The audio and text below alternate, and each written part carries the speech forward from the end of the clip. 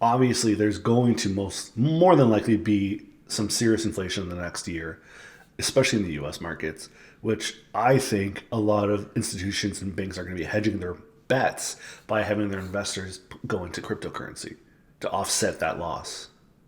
Yeah, the thing that I've always rattled with though with cryptocurrency is like we look at it like, yeah, we're fighting against the rich. You can't, but Elon Musk proved that you could just buy all of it.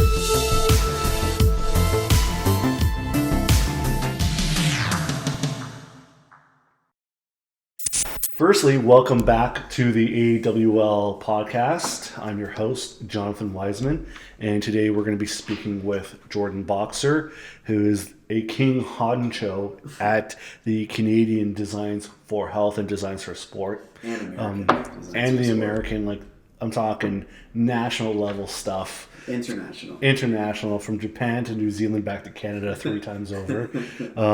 He's a very long time friend of mine. I've known this guy since we were literally 6 years old. And it's been an absolute pleasure watching him develop into the boss man that he is today. So I'm happy to have him on. So yeah, let's get to it, buddy. Thank you for having me. Yeah, welcome. I feel rusty. I used to be on a lot of podcasts. This is the first one now in probably 2 years. Yeah, well, I think everyone's going to feel similar in the fact that we've been in lockdown and completely hidden away from the humankind for so long. Hidden away. I've kind of created just a bit of talking points or discussion points just to kind of keep us somewhat in direction, because I know you and I, when we rant and get off into the other trails of life, we go deep, and I do want that to happen, right? Yeah. We both have the spontaneous ADD. Yeah. Which is why I was like, let's have no topic and see if anyone can follow us. So how's the espresso? That's already done. Oh, it's good though, eh? It's like a Jordan-sized coffee. Yeah. I love it. Well, it looks big. It looks big in those hands. We'll have another. Yeah, I know. We'll have another one. I have Thor hands. Yeah. So tell me about the training. What's going on with that? Training? Yeah. My life training? Your martial arts. I know that it's been a challenge to keep up with that since everything's locked down. I live in a 575 square foot condo, but lucky enough, most of the square footage is like in this big living room space. Yeah. So I went and I purchased these mats, like real martial art mats. Yeah. And I actually have a guy in my building that we randomly met in the elevator one day. He noticed my cauliflower ear, I noticed his. That's so funny. And we were like, hey, do you train jiu-jitsu? And it was like, yeah. And it turns out he's like legit, like trains all the time. Yeah. So, we're allowed to quarantine with certain people in our buildings, especially if you live by yourself. So I've been putting the mats down and just been training off John Danaher tapes and mostly Brazilian Jiu-Jitsu. I was doing a bit of stand-up stuff with Coach out in Guelph when lockdown wasn't as strict. Mm-hmm. Guelph is open right now. It is now. I haven't gone back to train with him, but this was like when COVID first started. Guelph always had a little bit less restricted rules, so I go there and I was able to do like one-on-one sessions with him. And yeah. So, but my stand-up's probably gone a little bit rustier compared to my ground, which I've been focusing more on. Well, luckily for you, everyone's stand-up has gotten rusty, so you're probably... No, I feel there's... Not if you're in Florida or Texas or Thailand or wherever. Just don't go to Florida, Texas to start a fight. No, I won't. You know what I mean? One of the things I really wanted to talk to you about is cryptocurrency. Okay, especially because you are the one who got me into it. I know. Do I get a percentage of all your gains? Hell no. What do you mean? I think that should be a contract. Absolutely not, man. There's a guy, Tibby. You follow Tibby? I've just been introduced to him recently. Right? Yeah. So when I first introduced him to cryptocurrency, he's like, "What is this BS?" Like I was the same. And now he's like deep in, and you're deep in too, bro. I know. People need to. I watch like 3 to 4 YouTube videos on it religiously every single day. Someone needs to feed me after I got hacked. And just obsessively watch it. So let's talk about that hack. When did it happen? I don't remember exactly. It was just a tragedy of timing. So there was an exchange in Toronto or in Canada called Quadriga. I was on there. That was the one you told me about. Yeah. So every time I used it was never an issue. Because the difficulty with Bitcoin is like, how do I turn Canadian currency or American currency into a crypto and then get it out? Because there's all these exchanges that you can use Bitcoin to buy other coins or altcoins, but to actually use your Canadian dollars. And Quadriga seemed very reputable. You had to do a background, or you had to give them all your information. Sure. As you do with most. So at the time, I was consolidating all my crypto to just like sell some for money, and then I was also going to put it into other exchanges. So I took it off my cold wallet, put it into Quadriga, consolidated from other exchanges because I just wanted to put it in. And that was problem number one. Keeping your stuff on a trading platform. Well, I didn't keep it on there. Okay. It was literally a temporary, like, week or two thing And to that was just diversify my bad funds. place. It was just Yeah. So then when I put it in, I tried taking it out again, and it wouldn't let any transactions go out. Oh man, I had lose 13 my mind. Bitcoins. That's life-changing money, man. I know. You'd be. And at the time, how much would that be worth right now? Like, I don't, dude. I don't right now, it's 75,000 coins, 750,000 plus another 200. Yeah, over $1 million. And you lost them all? Yeah, they took all of them. And I had a friend of mine's coin But that wasn't a hack. That was bankruptcy, wasn't it? No, he stole everyone's coins. The owner. The owner of Quadriga, who apparently died in India. Yeah, that's what I heard. At the time, it was valued at $200 million. Now it'd be valued at who knows. Yeah. And this is the issue. This is the negative to Bitcoin. Everybody talks about the positives. Yeah. The negative is there's no legal recourse if you lose your coins in somebody else's wallet. Correct. So it scarred me. I still stayed in the crypto space a bit. Obviously, I have nowhere close to 13 coins. When did that happen? It was a couple years ago. It was after the crash. Like, it was really big in 2017. So it must have been 2017 and 2018 because that was the crash. Right. Yeah. And I was always a bit of a hodler. Like, at my peak, I had $181,000 worth in 2017. Yeah. Because I had some altcoins and whatever. I'm a hodler too. I'm not going to try trading because I just I don't want to risk it. Like, I have possibly life-changing money in the next 5 years. Why would I play? The way I look at Bitcoin is it has survived peaks and valleys. Peaks and valleys, yeah. Mm-hmm. And everyone's like, oh, the next bubble. But one thing we've seen is that, it's at $75,000. The last peak was at 20. The last peak before that was at 5. For sure.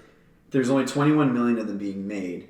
So there's 2 million left. But those will take forever to get because the last one will be mined in 2140. Correct. Yeah. So the way I look at it is people still look at Bitcoin as like, oh, a coin. It's going to be worth so much for a coin. But eventually what's going to happen is people are going to start talking about it in Satoshis, which is like 0.0001. And fractions, for right. sure. And then I think that's where it's going to start being used more. Where it's like, so you think it'll be used as a currency? I think it's more like a digital asset. Almost I think a digital comparable to asset. gold. But again, people are like, oh, I got to pay $75,000 for one of these things. Well, what about, hey, you got to pay $75 or $100 for a Satoshi? Yeah.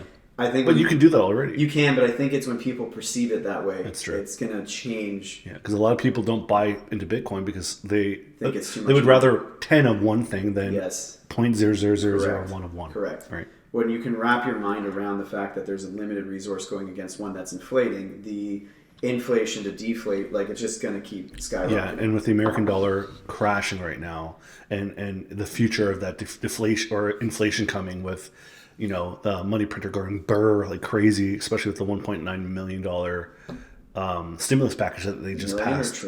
Trillion, sorry. Yeah. Trillion. Million. I was off by I almost had that with 13 coins. But with that being said, obviously there's going to more than likely be some serious inflation in the next year, especially in the U.S. markets, which I think a lot of institutions and banks are going to be hedging their bets by having their investors go into cryptocurrency to offset that loss.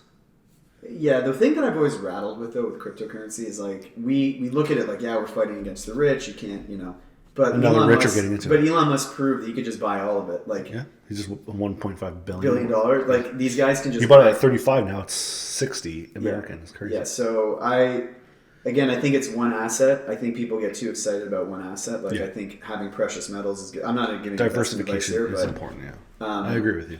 The way I look at what's nice, though, is now there's ways for people to get into Bitcoin to not worry about. So real Bitcoin enthusiasts are going to roll their eyes at what I'm saying. But, like, the fact that you can buy crypto through Wealthsimple, which is an organization, an institution. But you don't actually own the physical. You own. That's exactly why people are like, oh, true Bitcoin people won't get into it. But for people on the fringe who just want to own the asset, it's a way for them to do it, and it's trusted because Wealthsimple is like a legitimate organization. Yeah.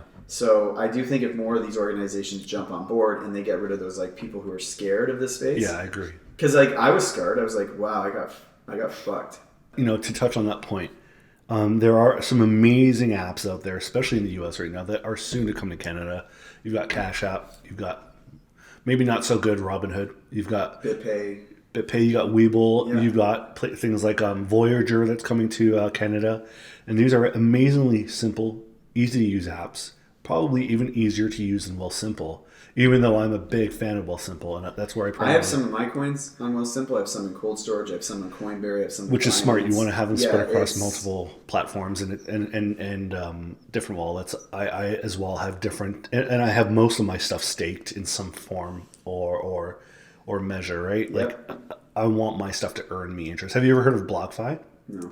So BlockFi is almost like a very, very, very high interest savings account, and I have my Ethereum in there, and it earns me 5.3% compounding interest. Ethereum? Yeah. 5.3%. No matter money value or its value. The money converts into the Ethereum. That's sick. Every 30 days, no matter what the price is. So if the price of Ethereum is $1,000 one day, it'll give me 5.3% that day. Up 1,000. And if it's 2,000, it'll give me that 5.3% on 2,000. And so I've been doing Warren that. Buffett. I've been doing that daily. And I've been doing that for months now, and I'm gonna every time I have an Ethereum, I pop into that wallet, and it just continues to compound. And they have even higher, like 9.7% for the USDT coin. It's funny. I was talking to James Hogan, who we both know, and he's my investment advisor. And because he got into crypto, I brought him in as well. Mm-hmm. I should have actually set up some little back end deals if everybody could have fed me. So. John's going to give me a gift, guys. I think he doesn't want to admit it on the podcast. Give me 5 years with playing around with this, and then I'll be able to easily afford to give you a gift. He'll send me one Bitcoin one day. So I don't know about that. The gains Bitcoin you see in 5 years crypto, might be worth like $1 million. The gains you see in crypto destroy your perception of money. Because if you listen to Tony Robbins, he had this he had a good book called Unshakable, where he had Warren Buffett's ideology, the guy from.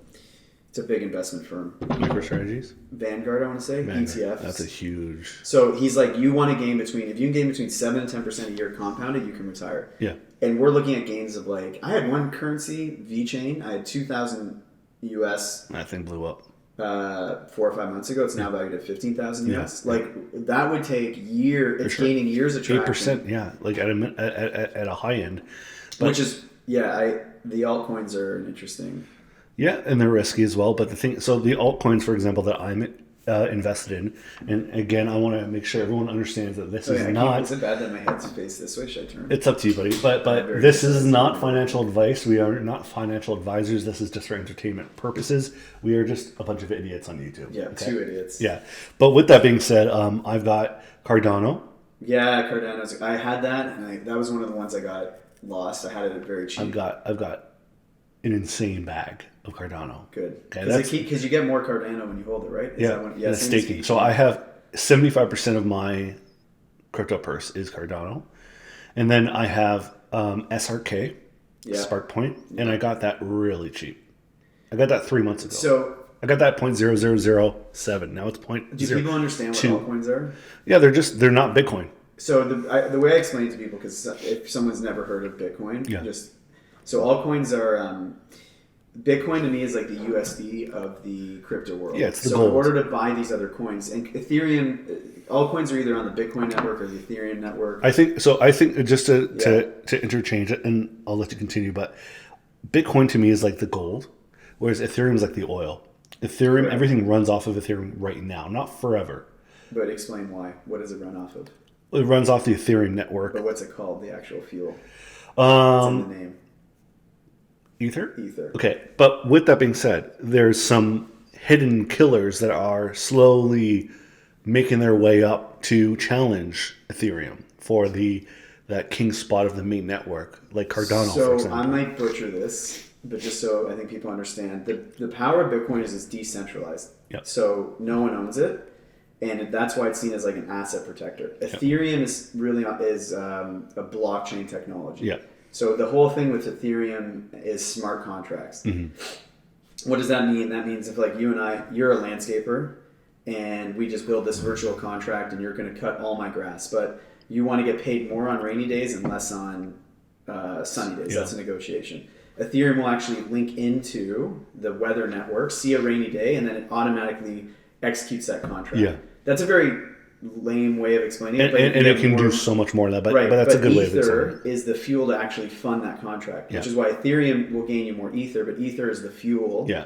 So and right now, Ethereum has high gas fees. Correct. Right? So like VeChain and these other ones coming out, they have their own fuel to execute whatever. Yeah. Which is the cool thing with these technologies. Yeah. and it's awesome. I think this stuff is really cool. And with that being said, like it's funny because you kind of already answered so many of the questions I had. Like, what are some of the risk factors of actually being invested in crypto? Yeah. How long have you been invested? 2016. And obviously, some people invest in crypto because they want to make money, right? But then some people invest in crypto because they see the potential technology-wise and they truly believe in being decentralized and being their own banks, which I was not a big fan of until the last year when I saw how much control the government can enact and completely take away from people. So that is why I've put so much more energy into learning and investing into cryptocurrency, because I do want to disconnect as much as I can from the powers that be. And I think if people truly understand the power of what we're saying with the inflation and deflation, like you can own, if there's only 21 million Bitcoins, imagine you own one. What would that be like if you had 21 of 21 million in anything else in this world? Like, what is that value at? And it sounds like, that's a lot of things, but there's 8 billion people. Yeah, and wait for 10 years. The majority of experts believe that one Bitcoin can be worth upwards of 10 million plus US dollars in 10 years. So even if you own a fraction of a Bitcoin, you could possibly be set for life. It's generational money, right? The way when people come to me because they've heard I've been in it, it's funny, I've been in it a long time. I have less crypto because I got so screwed. Man, it happens. But the way I talk to myself is like the way I set up my little pot of money is I make X amount of dollars. I put percentages into different things. So every month, no matter what Bitcoin's at, I'm buying it. Yeah. So people are like, dollar cost averaging. Yeah, but wait for it to come down. I don't want to deal with that stress because buy up, buy down. Right. Yeah. So every month I put a little bit of money into Bitcoin, a little bit of money into Ethereum. My VeChain I let it ride because I got thousands of those. Yeah. But I think that's the way I tell people to get into it, because if you get panicked and emotional, you're done. Yeah, I agree. And I almost freaked out yesterday because over the last 2 weeks there's been 3 flash crashes in my opinion, but that's pretty normal. But then it's flash boosts. I know, and I'm just not used to paying so much attention to it, so it freaks me out, and I've got to start to disconnect a bit because it does stress me out too much. And that I'll message my friend who's like someone who really guides me through a lot of this, and I go, bro, what do we do? And he's like, you need to just chill. Dude, I would not even the most money I've made in crypto is when I haven't looked at it. Yeah, just leave it, let it go for a few years. What's your thoughts on pulling profits closer to what is the prospective dates of a halving of Bitcoin? What do you mean? So every 3 years and 10 months, the amount of Bitcoin that can be mined cuts in half. Yeah. And generally when that happens, it starts the bull market. I mean, sorry, the bear market. I take the philosophy. I think Tony Robbins in that book Unshakable explained it the best. If you just keep investing in something, when I'm 60, I'll worry about it. Yeah. So if I don't need the money, I'm not touching it. I don't want to. If I start trying to time it, there's people who are really good at that. It's not my passion. But most are not. Yeah. Most people lose their money from not timing. Yeah, and it's not my passion. I don't want to time markets. Like if I need the money to survive, I will take it out. If I don't need the money to survive, leave it. It's going to stay. Yeah. And then eventually, if I want to get a really nice house or whatever, I would need the money for. But the stress of trying to time stuff is trading draining on people. It's trading. It's exciting with some people. Like some people do it really well, and you get FOMO hearing about these stories. But you have to be so clicked in on the ball. It needs to be a full-time job. And I don't have time for that. So what are your thoughts on the fact that Elon Musk bought into Bitcoin, or Tesla at least? Elon's a rebel. Yeah. And but Trailblazers, about $1.5 billion Elon Musk is... It's 1% of what he has. So I don't know if he really believed in it. I don't know how much cash he has. So I think he's opening the door to maybe other people getting in. So if Apple buys in, or Amazon, or any of these other guys, we're going to see it skyrocket. Well, they are going to. They've got to. So Apple has $200 billion of cash on hand. That's just losing money from them. 1%, 2%, it will change. You saw what happened when Elon put 1.5. Yeah, it doubled. What is your main reason for being in crypto? Or you said there were 2 people. Well, there's the decentralization aspect, and then there's the potential technology wise, but also then there's the investment wise. And I would say I'm a mixture. I would say I'm about 80% for the investment, but I'm 20% because I'm starting to believe more and more from watching how the government has handled this pandemic worldwide, to kind of wanting to take more power into my own hands, because I don't like a lot of the decisions that are being made. You know, they impact people in such a long-term way. Like, my kid is going to have to deal with this. So, yeah, I think it's not conspiracy, but the idea that the exposure that's happening to how flawed the system is, that to me is like what the actual pandemic of COVID is. For sure. Like, the virus is something we have to talk about, but like the mental health that people are going through, realizing certain things. It's very challenging for people to have your entire belief system challenged in such a short period of time. Do you feel that our system was set up to enforce government as parent where we are in Canada? I didn't realize, but I know now that is 100% the case. Yeah, and it's funny looking back, like, we sort of ignored it because we were happy. I did, at least. I was more so very comfortable, and I was able to do what I wanted to do with pretty much zero freedoms feeling like I had any freedoms being stripped from me. And, in the last year, I've had so many things that I took for granted taken from me. Even the right to earn, you know what I mean? And it's just like, to me as a person, it's very challenging mentally to know that I really don't have as much power as I thought I did in my own life, right? There's two ways to look at that. So either you're fast tracking the crumbling of the illusions of this world, dimension, whatever words you want to use, which will give you the ultimate freedom.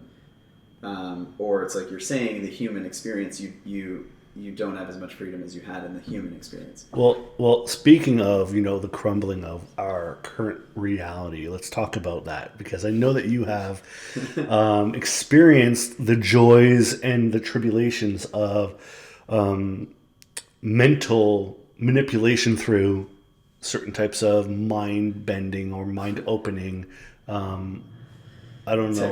techniques, substances. And a lot of these are actually being heavily researched, and in many ways heavily invested in for possible future treatments, and a lot of mental health issues, or a lot of issues that have to do with overall brain chemistry disorders.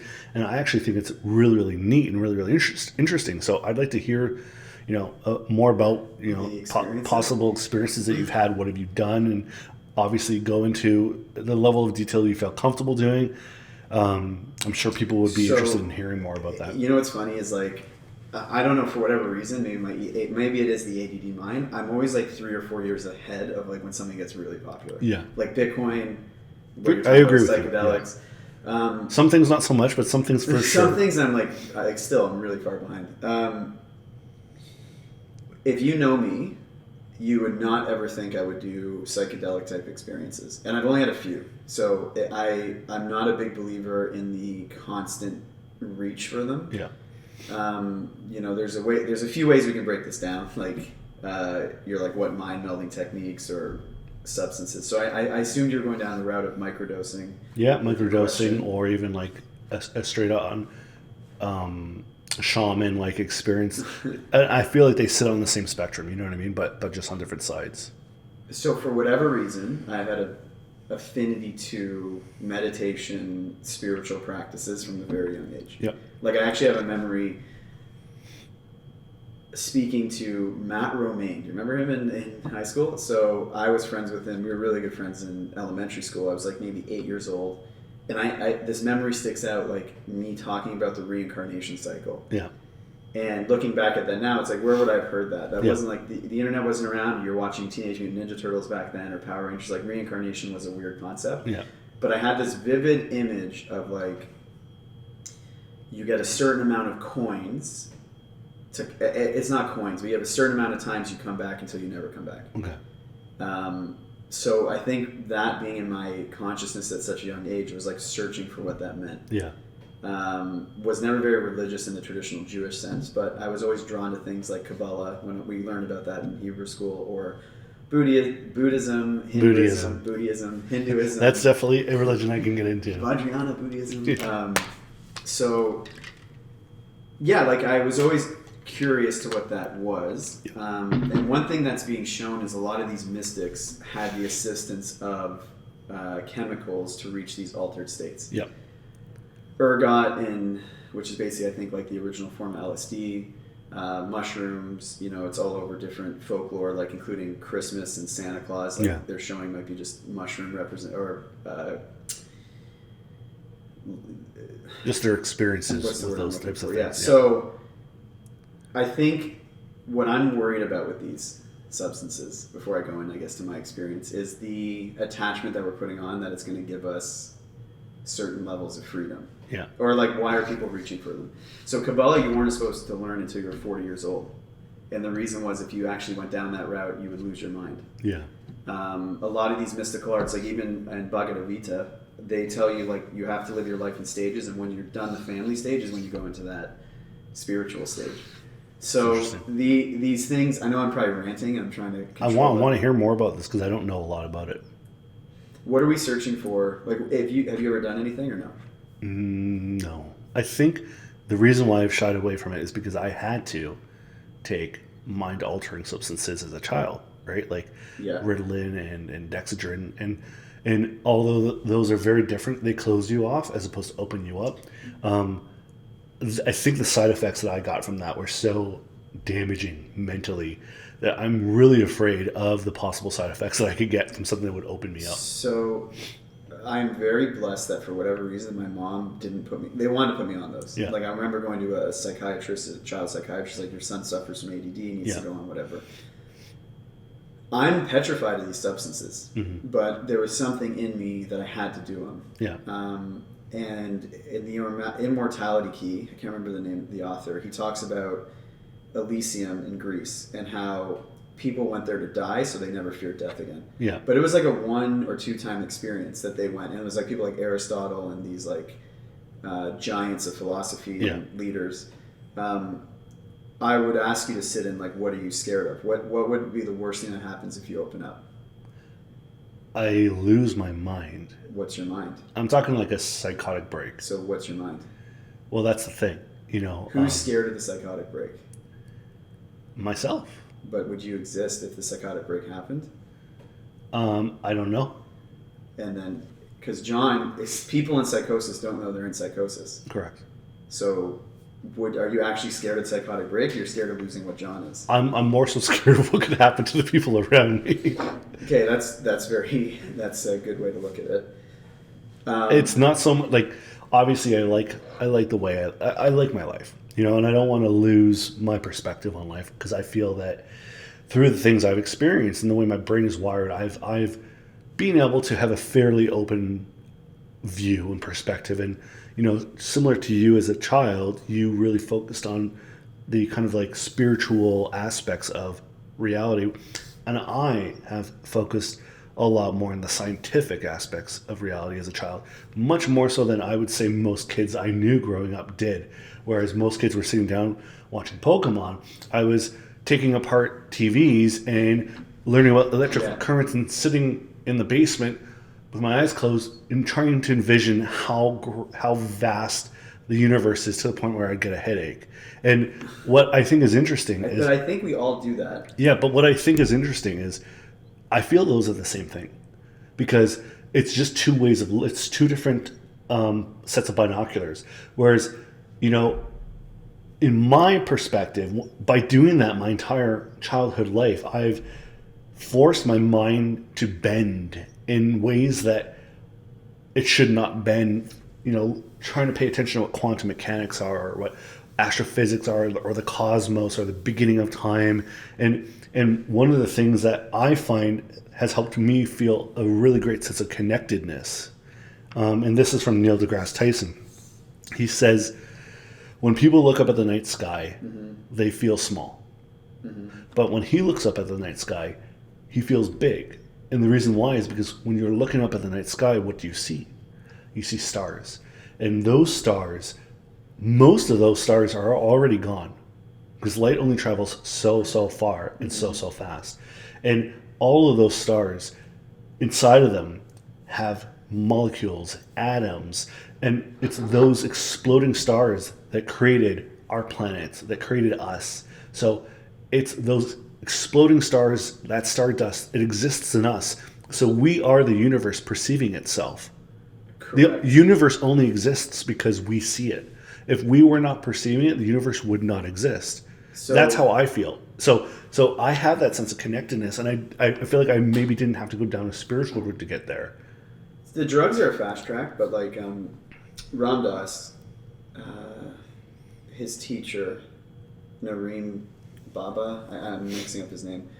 The guy was like a gifted yogi, like a body yogi, so it means he didn't really care about his body anymore and lived in that spiritual world.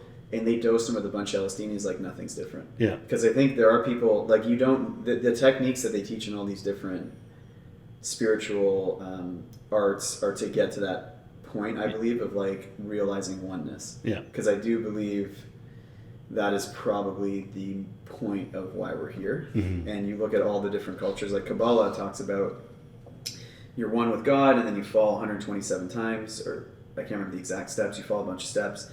And your mission through all these different lifetimes, because Kabbalah believes in reincarnation, is to clean your screen to get back to realizing you're one with love, and then you do the cycle over and over again. The most terrifying moment of any psychedelic experience I had is when I got ripped out of my body, and basically some female voice was talking to me and being like, everything here is made up. You've made all this up to entertain yourself, what you just said. Yeah. But there's a difference between intellectualizing and feeling it, and my human ego, it was petrified of that fact. Yeah. That I've made all this up and all of it's not real. Yeah. And it took me 2 years to fully try to integrate what that meant. Yeah.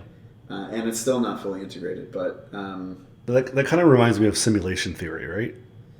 Well, I was going to talk to you about like when we were talking about Bitcoin, the matrix popped into my mind because it's the illusion of choice. Like there is no, it all ends up in the same place kind of thing. Like, 100%. But it's like, so then what's the point of living here what's the point then? If what you're saying, if this is simulated, let's say that's right. Yeah. This is simulation. What is the point? Yeah. The point really isn't so much that there is one. Correct. Can your ego actually handle that? I think so. If you're okay with ignoring how scary that could be, and just experiencing whatever experience real is to you, because listen, if what we're seeing is true, then it doesn't matter, right? Mm-hmm. So then just go forward, because it doesn't matter. So you might as well experience what you are experiencing. So there's a story it's a Buddhist story where there's these two monks. There's the master monk and the disciple. And the master monk is already in a state of enlightenment, and the disciple's trying to hit enlightenment. And he's sitting on top of a mountain, meditating, trying to become enlightened. And the master monk is downstairs, or down on the bottom of the mountain chopping wood. Then eventually this lightning strikes through the back of the monk, the disciple, and he's like, and he understands enlightenment, he becomes enlightenment, and he goes down to the master monk, and he's like, oh my God, I hit this place of enlightenment, I got it. And the master looked to the disciple and was like, okay, cool, can you grab that wood and just keep chopping it with me? So it was like, it's not the destination to get to, it's almost a way to perceive the world, but a time and everything still exists. Yeah. And I think so to get back to the psychedelics, and they're great tools, but we have to understand that we have come so far away from the people who used them in the past, these spiritual developments. They already had the idea of oneness. Like, you go to the Amazon, the natives there, they understood that like everything was connected. So their ego wasn't so developed into duality. Here, we have been brought into a world of ego and duality to extreme events. Yeah. So for them, the journeys weren't as uncomfortable. They were something that maybe brought them peace and serenity. For us, it can like really alter how you view the world. Yeah. Which, if you're not prepared to integrate, can be a very challenging thing. Not just for yourself, but for people that maybe you're responsible for, right? Correct. Which is one of the things I worry about. Correct. Yeah. I'm happy I did my experiences before I had a family. Yeah. It would be but again, there's someone I know who's dealing with HRV stuff, and they are actually showing how love has changed people's HRV to improve. And like, to go to that. Like, you're a father now. I know. And even though you weren't able to sleep, isn't it crazy that... Well, it wasn't that bad. I'm very lucky that my son sleeps well. But, whereas, someone might be afraid, or at least maybe even happy that they tried something beforehand, or wait until after, But sometimes you might not have to, because the experience of having a child in many, many ways is transformative enough to completely change your perspective of life and change how you feel and who you are and the type of person you want to be. Yeah, Terence McKenna, are you familiar with him? No. He was like a big psychonaut back in like the 80s, 90s. He was friends with Ram Dass and all those guys. If you ever can't sleep, you just put on a video of him talking. Like, not because it bores you, but he's soothing. Yeah. And he says that he believes every man should go through a psychedelic journey to understand what an ego death is, because women inherently get it with childbirth. Interesting. And we don't get that experience. Yeah. So they actually have that experience of something being inside of them, and then there's this thing living around. And but what's interesting is when you talk to men, it's like they feel like they're a father the second the baby's born, but not before. Yeah. Like it's not real. Well, I totally agree with that 100%. I did not feel any sense of connectedness until the moment I saw him. So that's built in us for whatever reason. And you know, it's interesting. You're talking about, you know, when you go through this experience and you have something that pulls out of you that lives outside of you at that point. As a child, I used to have these crazy dreams. Mm-hmm. And I still remember them to this day. And it was so it's really crazy. And I've spoken to my wife about these dreams, and it always freaks her out. And I don't know if it was something that scares me or it's more so something that What were the dreams? I'm about to tell you. So, I was upstairs in my bedroom sleeping, and it was almost like an outer body experience where there was generally two silhouettes of a being or a figure. One was blue and one was red. Yeah. And the blue one would generally try to keep me in bed. The blue pill and red pill.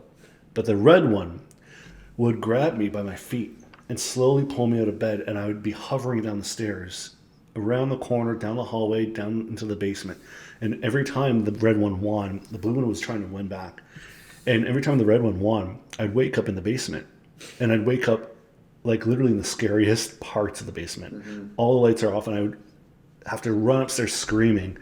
But whenever the blue one won, I would wake up in the morning in my bed. And it took me 20 years to realize that I was the blue one. Because whenever I used to meditate as a child doing martial arts and try to, manipulate energy as like a nerd, I always envisioned my energy as blue. But here's something to trip you out now. Yeah. What did you say earlier with Neil deGrasse Tyson looking at the stars? He felt... We are ourselves, we are perceiving the universe through it. Right, so are you just the blue one? No, I'm probably both. Right? Inherently, you are everything. Yeah. So that stuff used to scare me. I used to think that perhaps that was, a ghost or something like that. But I like you said, probably was both, and I was probably fighting back and forth between two paths of who I could have become. I could have continued to become that blue version, which I believe I did. Or I could have went the red route. And what do you think the red route was? I wouldn't have been a very good person. I think I would have been a very, very unpleasant person for society and spent most of my time locked away. Can you do me a favor? Can you look up Journeys of the Outer Body? Journeys of the Outer Body? Journeys of the Outer Body, I think it's called. What's the name of the author? It's bugging me, I can't remember. Robert Hoffman. Yeah. So he has a whole... This guy was like an insurance salesman, I believe, and he kept having these outer body experiences. In that book, he actually describes to you how to continue to have them. I don't know if I want to have those. So there's even he has places across. Well, he's passed away now, but there's institutes set up across the U.S. that you can go to for like a week, and they teach you how to have outer body experiences, astral projection, stuff like that. Yeah. So he's the one who really coined it for. It's really cool. And Alex Cohn, our mutual friend, had experienced this with me. I used to be able to, when I was asleep, visit him. I used to see myself flying through Richmond Hill, and I would go through the creek and all the paths that I'd usually take to get to his house, and I would just pretty much, I'd get to his house, and I would always try to give him good energy, because he was always dealing with stress. Why do you think, if there are so many people who have these experiences, we're all scared to talk about them? Well, I don't know if people are afraid to talk about them, or if they're too busy being busy that they forget. We're all stimulated so much with things like technology, social media, work, that our minds are hyper-focused on these things, but we lose that sense of our experiences. We kind of like, we put them away to focus on later. Right.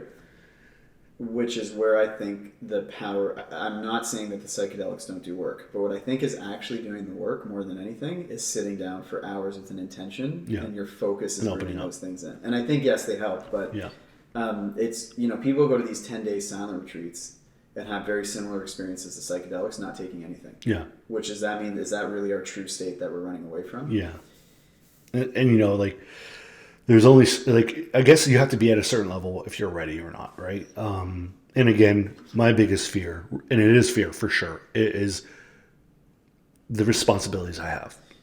Yeah, look, you have a family. I don't ever want to discount those are real things. Yeah. But I think you can have similar experiences if you sit down and you do certain meditations. Yeah.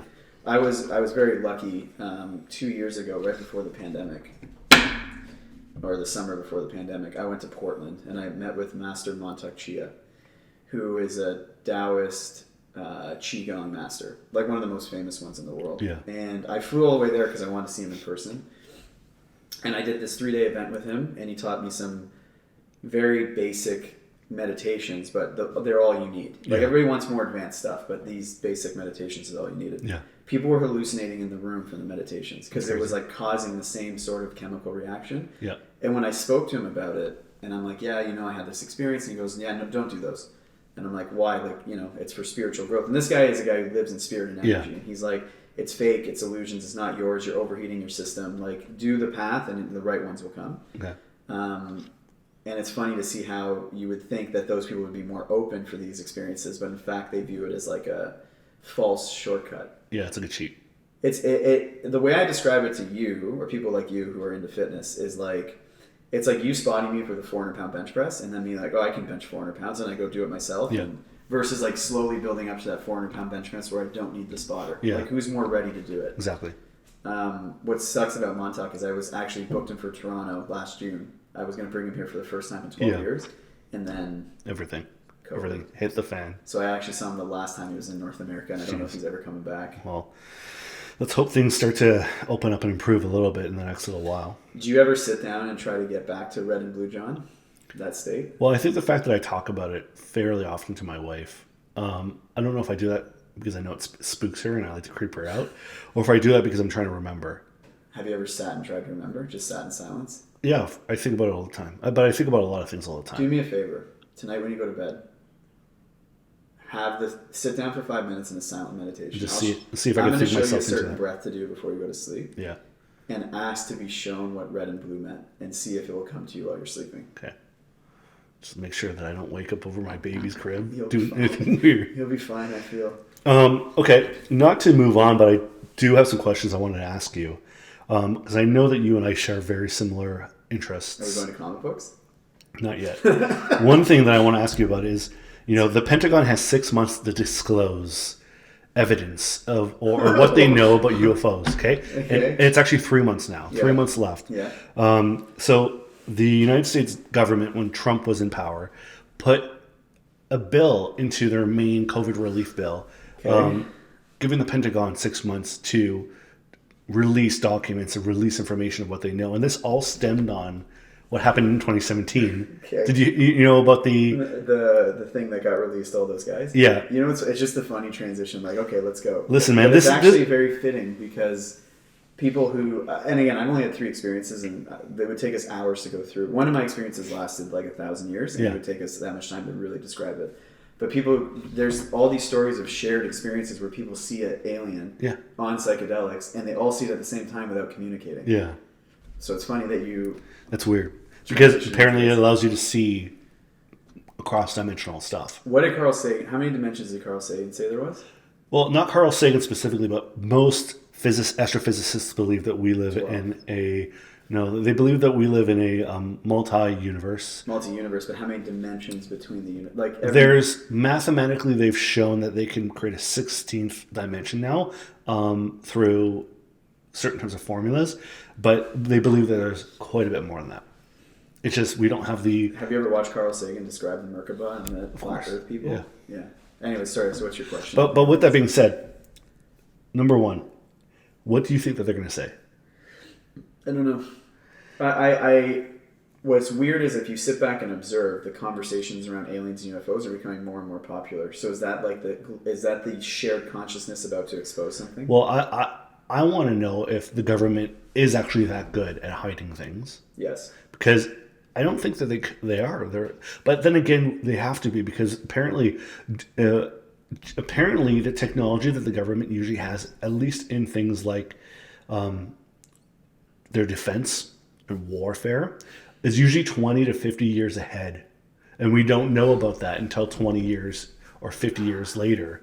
So there could be, they could have stuff that is so far ahead technologically that we can't even fathom. But here's where I'll challenge you, and just follow me for a second. What's the fastest you can move physically in this dimension? The speed of what? Speed of light. Okay, so if there are aliens in different galaxies that are 2,000 light years away, how do they get here? They can bend space and time. Right, because they go where? Well, no, they can use warp drives. How would they do that? It's about creating enough... I don't know. Pardon me? Galactic? No, starts with a D. Dimensional? Yeah. For sure, but that's a different thing. Oh, okay, is it? It is. Why is it different? Because, there's 3 ways that an alien species could reach us if they lived far enough that it would seem inconceivable. Okay? 1, they started really, really early. Okay? 2, they are able to take advantage of things like wormholes or black holes, or bending space and time, or a warp drive, which allows them to create so much energy that it actually creates a gravitational pull where they are able to move space towards them. So it creates like a tidal wave, and they start to fling through space. So it is actually faster than space and time, than light speed. But when it comes to dimensional creatures or dimensional planes, to me, I actually believe that is a whole other realm of possibilities with regards to it. That to me is actually, if you're going to ask my opinion, I think and whatever people might go but let's touch base on that, because my perspective is, when we're looking at the first plane of dimension, what do you see? It's just nothing. It's a flat dot. It's a flat dot. When you look at the second plane, what do you see? There's lines connecting the flat dots. And when you look at the third? It's 3-dimensional, stuck in time. Exactly. When you look at fourth? Moving time. So, with that being said, we are at the third dimension. Third and fourth. But the fifth dimension we can't perceive. Potentially. But the fifth dimension can perceive all the ones under it. Correct. So, it's very easy to assume that the 5th, 6th, 7th, 8th, 9th, 10th, and so on and so forth dimensional beings have full control over everything under them. No, I'm not saying they have full control. However, they can manipulate it because they can perceive it when we can't perceive it. What's that? What would you say the dimension is when you're that astral John reaching out to Alex in the middle of the night? Probably the fourth dimension. Fourth, or are you maybe in the fifth? I don't know. Are you in the fourth? I don't know. So, okay, Ari Shafir had an experience. He took whatever drug it was, and he lived for 2 years as an aqua person. Okay. Literally 2 years where he went to sleep, woke up, had a wife, had a family, and then came out of his experience, which was 15 minutes in this time. Yeah.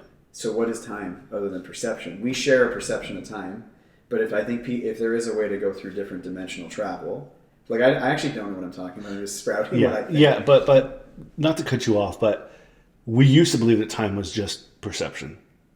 But actually, time is a substance in itself.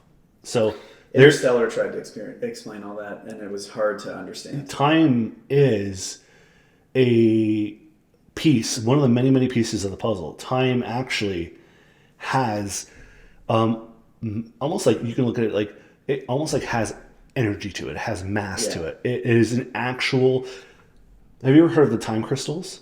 No. Okay, so very recently, and this was theorized last year, that physicists believe that they may have discovered time crystals. And when I'm talking about time crystal, I'm not talking about a crystal you're like, I can control time. But doing specific tests in a vacuum using microwaves and a certain type of material, you can see the moment that something hits that material, and then it creates almost like a particle.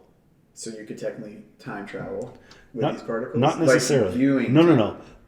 but almost like saying, hey, time actually might be a piece, like a molecule. This is where I'm actually happy that I'm not smart enough to understand this stuff. Because you want to talk about terrifying, you would have to be so detached from your ego to be able to handle what's happening, because it's such a stretch from what we believe. For sure.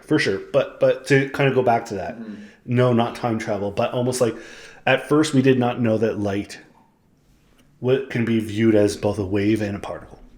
Okay, but it can. Okay. We also didn't realize that gravity actually can be viewed as a particle. And that's what was explained in Interstellar, correct? It was gravity. So gravity, like we found something called the Higgs boson, which is pretty much the mother of energy, or the mother of particle, or the mother of mass throughout the universe, which is very highly connected to the gravity. But then you have now these things that could be seen as, like, if you look at a moment in time and you freeze it all, it's all crystallized. Yeah, that's the third dimension. And you can move things around and truly control it. Right, the fourth dimension is moving of that time. It's really freaky, man. Which means that we could probably have a time traveler here, if you think about it. People are like, no, you know what's funny? You say, we probably have a time traveler. People are like, no, it couldn't happen yet. It's like, but if they're traveling time... Then 100% they could. Then 100% because they could be millions of years in the future and have that technology. It would be silly to assume that we wouldn't be so technologically advanced by then that we could pretty much manipulate all aspects of physics and such, and go beyond that, right? So, talking about aliens. Would you want to meet an alien? Personally, no. There's this guy, Stephen Greer, who again you can roll your eyes at. Like, I try to watch everyone and just hear what they say. And he developed something like Close Encounters with 5D. Yeah. And he has this whole meditation that people do where they actually can speak to extraterrestrials. Is that what happens when you're in DMT? Look, I saw a 60-foot pink being. I don't know what it was. It's probably an alien. And she was like terrifyingly comforting. It doesn't make sense. Yeah. But what Stephen Greer does is you get a group of people, and what they say is the communicate. And this is the common thing I think with most psychedelics and religions, is they're teaching that love is the main currency of this dimension. Yeah. So if you get into this state where they feel that you raise enough love that you can actually bring aliens into this shared meditation experience. That's interesting. So I then have to ask you, do you believe that aliens exist? Yeah, 100%. Do you think that it's almost statistically impossible that they don't? Assuming how vast this universe is. Yeah. And how much time has passed. Correct. We think that time started... How old is the universe? We think we have 13.5 billion years. But do we actually know? And how many cycles have been done? That we don't know. With that being said, if aliens do exist, do you think that the governments actually already know the answer to that question? I would have to assume that the answer to that's no. Because some of the smartest people in the world don't know, right? And the smartest people in the world don't go into the government. I think what COVID has exposed is how much we don't... How much we don't know. I think if you look at COVID in 100 years, they probably won't talk about all the controversy between it. Like, they'll probably just talk about it like, this is the way it is, and it's whoever writes the history books and who controls it. So yeah. I don't know. I think, again, it's...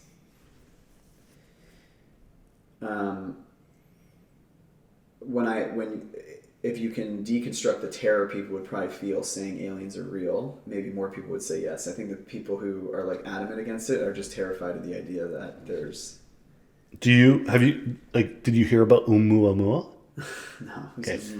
So ʻOumuamua is in 2017, a large asteroid traveled through our solar system. But for the first time ever, scientists were able to see that the shape of this asteroid has never been seen. Okay. It looked like a very long pencil. Oh, I think I've seen it online. I've seen, again, what's online, what's real. But yeah. But with that being said, its properties did not match anything that an asteroid generally would, including it did not emit any type of gaseous trail, okay, which is very unusual. Also, when it passed through our solar system, it changed course, which is normal when it's impacted by gravity, but it sped up on its way out, which is very, very unusual. And based off of this information, there are some scientists that believe it's silly to rule out that this couldn't have been technology. So why do you think up until recently people were painted as crazy if they believed aliens existed?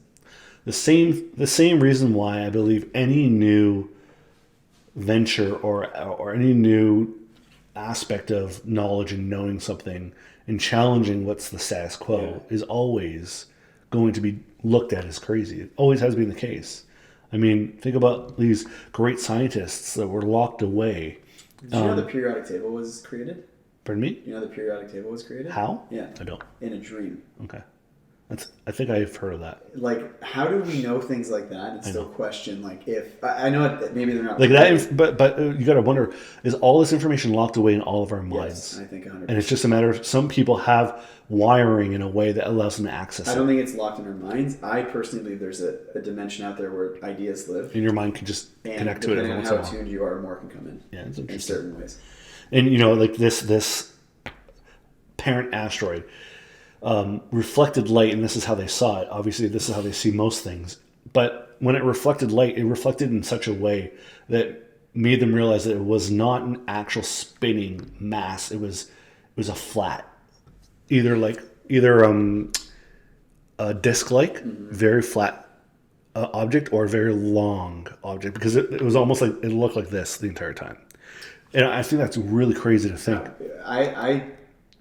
Again, I don't think there's any I think the possibility of us being the only life on a planet in the entire galaxy and the entire universe is... So one thing that I don't like about this is that so many scientists are actually against the thought that this could possibly be technology. But how many scientists were against Galileo? Like, there's a fear. I'm telling you, I think fear is what holds... They want to get funding. Right, and you're not going to get funding if you're seen as a crazy person. That's a whole other thing. Money and science. So you got to start to think: how much can we trust science, and how much can we trust the research that's coming out that is possibly biased or one-sided or focusing only on certain aspects? So I'm in health, and what brought me to realize what you're saying. So Montauk Chia, when he taught us something called the 6 healing sounds, and according to Taoist philosophy or Chinese medicine, each organ has a different emotion attached to it. So the healing sound that you emit clears the organ of whatever negative feeling it will hold. So liver is anger, kidneys is terror, heart is hastefulness, lungs is depression, spleen is anxiousness, and then your stomach, dantian, is like just a calming sound. But then the sound's linked up to different planets, and they were able to actually, with science, prove that the sound emitted from the planet equaled the sound that you're emitting, so that the organ is linked to a different planet. Interesting. So how did they know that 2,500 years ago? I don't know. And you got to wonder. And how did the Chinese medicine understand the meridian system? Yeah. Where they're like, oh, if you have no kidney energy, you're exhausted, and kidneys adrenal, and we're discovering adrenal. And that's a 5,000-year-old system that has been proven through science to actually have medicinal proof and properties to it. So the way Montauk describes it is everything's fractal. Yeah. And we have a microcosmic orbit in us that you need to work on. And the better you work on your microcosmic orbit, the greater health, creativity, joy you'll have in your life. But then there's a macrocosmic orbit of the galaxy, of our solar system, then of the galaxy, then of the universe, and everything's intertwined. And they've spoken about this for thousands of years, and that was without technology trying to prove it. So why is that so occult knowledge? Mm-hmm. No, I agree with you. And it's like that has been shunned for us. But if you look at I think mysticism was the early science. And if you look at Kabbalah, they talk about they have a chakra system. I don't know if you knew that. The Tree of Life. Okay. And the Hindu Buddhist chakras are 5 to 7 depending on which way you look. And Kabbalah, I believe, is 12 or 13. So if you look up the Tree of Life, I don't know if you can throw it on a video or whatever, but the Tree of Life, they actually mimics the chakras. So they all have the same thing, yet they all live so far apart. And then there's strange shit in our world, like Stonehenge and Easter Isle. And maybe this is a ill fact that I picked up online, but I think when we were in, I want to say Miss Hastaphotis. Do you remember her? No. Or no, Mr. Shaw. Remember him in history? So I should probably go back because that was years ago that he taught us this. But the stone from Stonehenge and Easter Isle are the same stone, and they didn't originate in either one. And like they were so heavy, how did they get to both points? Yeah. And check me if I'm wrong, but I think they're on complete opposite ends of the world, like a head and feet. Where's Stonehenge? Stonehenge is in England, right? Yeah, and Easter Isle. Look up Stonehenge Easter Isle connection. And maybe I'm wrong, and it'd be cool to know if I am. But then the other thing that's freaky is you look at stuff like sacred geometry that is all over every single religion across the world, like the flower life. And the flower life mimics the embryo splitting inside of any being, that a mammal that gives birth. The flower life inside of it, you can create the Star of David, which is known as a Merkaba across different cultures. So like all this stuff has been hidden. Yeah. Think about all the knowledge that's gone. It's not gone. It's just you have to search for it. Okay, but there definitely is knowledge that has been maybe removed because of war and a difference in philosophy, belief, where they would go in and destroy because they believe in their God and they don't want your God to possibly be in existence. Like, we know people are like that.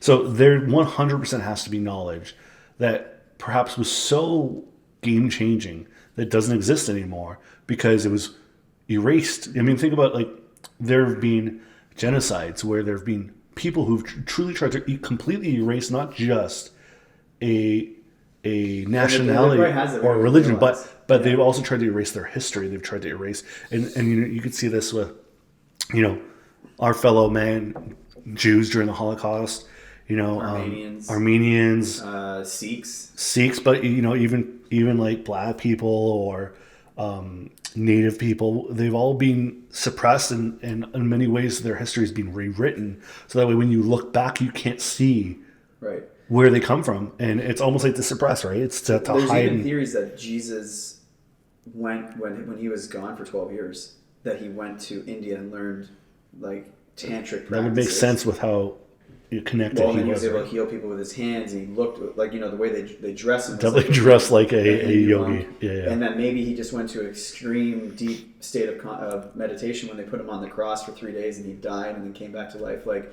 there's all these different theories, and people are like, "That's bullshit." But do we really know if it's bullshit? How can anybody look at the Easter Isle thing? Yeah. So are they on opposite ends of the earth, or is it fake? It's hard for. Okay, so where is just say our Easter Isle and Stonehenge on opposite sides of the earth. This is a Mr. Shaw fact from 16 years ago. So let's see if I'm. Yes. They are polar opposites. Yeah. So how does that not show you that there was an intelligence in ancient times that could be alien? Correct. Yeah. That's crazy. Yeah, and it's the same stone. So imagine it was connected straight through. There's a sect it's called Gnostics, and I might butcher this story, but I'll try to get the essence out of it. So they believe that in the center of the universe it's burning hot and things are ethereal. There's no matter. And they had 6 gods, and the gods were paired up. And you had Sophia and Philo, who were paired up. Mm-hmm. What do you do when you merge those two names? Merge in the reverse way I just said it. Sophia and Philo. You're gonna have to tell first. me. Come on. Philo. Philosophia. Okay. Which is philosophy. Right? The love of knowledge. So Sophia decided to leave this burning hot center. But what these gods knew is if you go too far out, you harden and you can't come back. Yeah. So Sophia went. She moved away from her partner, and she just stayed there. She got stuck. Yeah. And the way they describe it is Sophia's earth. Okay. So that we're living on a god. And she went through a time of rage and panic, and that's what they say, if you look back now, was all like the lavas, and like the earth was just angry. And then Philo found a way to project himself to her, mm-hmm. and gave her nothing but intense love. And when he did that, the earth cooled down, and everything that we see now came to be. And we were created by a false god, whose name is Yahweh, which is the Hebrew God. I'm just telling you what they say. And she, to take us from our suffering, implanted a part of her soul in all of us, which allows us to have a bit of like magical light in us to reach these type of states. Like, we're children of God, we're mm-hmm. children of her. But you look at the earth, like the Gaia complex and all that stuff, and then seeing that, it's like, were they just trying to show us that the earth is a living being, and we're just parts of this earth's living being, and they knew that back then? Like, that's more interesting to me than aliens. Because like aliens is searching, it's the same idea. Like, do you search out or do you search inward? Like, searching and understanding our planet. And it's hard. It truly is hard to disconnect the two. Yeah. Because there's no reason to say that we are possibly the aliens that are actually reinvesting when we come to visit. Look up flower life. Look at flower life shown around the world. Like, this to me is really creepy. Like, how they didn't have the internet back then. They didn't have telephones. Like, to get from China to Europe was not it's all the same. Well, I think one of the interesting things, and this is something I've always thought of, is, the gray people. Mm-hmm. These are the gray aliens with those big heads, skinny bodies, and large dark eyes. And I don't see a reason why that's not us in 150,000 years. Just simply coming back after colonizing other planets and changing and coming back and just doing some simple research or manipulation to address and adjust their future. My friend had a meditation where he met one. He was again, he's a sound bather, Darren Austin Hall. I don't know if you ever met him. He was on my podcast when I had it. And he was sitting there and he was in a meditation and he actually saw this gray alien come to him and give him the idea of sound bathing can heal people, that frequency can heal. Yeah. People see it, but who knows what they actually mean. I don't know. It's interesting, eh? Well, speaking of I don't know, I think that's a perfect time for us to close this conversation. How long has it been? Well, I've got someone in 15 minutes. Oh, we get a lot done in 15 minutes, John. Pardon me? We get a lot done. I have to make sure I'm ready for him. Pardon me? Let me ask you a couple questions before we end. Okay, sure. What's up? What is the greatest thing you're trying to achieve with this podcast? The greatest thing I am trying to achieve with this podcast really isn't, in my opinion, anything philosophically large. It's really a chance for me to get out my artistic expression. It's a chance for me to connect with a much greater audience and to be able to speak to people and learn from others. I really want to be able to sit in front of someone who I believe has something to teach me, and I want to be able to learn from them and have that almost enlighten me and level me up and help me learn more and help me gain more tools or gain more insights into the world and many different topics that I find very interesting. So this really is an educational experience for me. That's amazing. Yeah. That's all I want to know. Awesome. Was today enlightening in any way? I think you taught me a lot. I was very surprised with all of these more mystical or spiritual realities and how they really do all connect. And it's funny, when you were mentioning a lot of these things, I was personally connecting them in my mind to a lot of the more physics or astrophysics minded perspectives that I have of how the universe works. I'm like, in reality, all of this can be proven through just simple formulas, because nothing can be disproven, because anything is possible when you look at the statistics of how great and how large the universe is and how small it is when you look at things like quantum mechanics. I'll leave you with one thing to look up. Sure. Because you're talking, just because you find that interesting. So I have an affinity to this number because I'm born December 12th. But go look at where 12 is across almost every single religion and every single mystical studies. 12 disciples of Jesus, 12 months in a year, 12 hours in a day, just 12 astrological signs. Go look at... Why is the number 12 so important? In early civilization, 12 became a very important number to mathematicians and astronomers. 12 is a number that is divisible by 2, 3, 4, and 6, as well as by itself and 1. Astronomers divided a year, or the average time it takes the Earth to make a complete revolution around the sun, into 12 months.